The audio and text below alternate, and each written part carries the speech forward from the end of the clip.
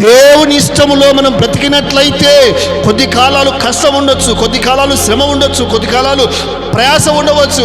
అయితే బైబిల్ చెప్తూ ఉంది, ఈ దరిద్రుడు ఎంతగానో లాజరు లోకములో ఉన్నప్పుడు, భూమి మీద ఉన్నప్పుడు శ్రమపడ్డాడు, కష్టపడ్డాడు, ప్రయాసపడ్డాడు.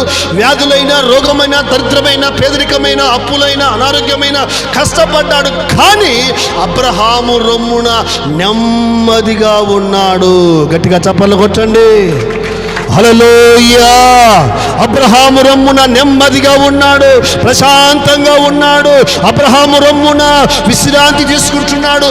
అబ్రహాము రొమ్మున కష్టం అంటే తెలియదు, దుఃఖం అంటే తెలియదు, ఆకలి అంటే తెలియదు, చీకటి అంటే తెలియదు, దరిద్రం అంటే తెలియదు.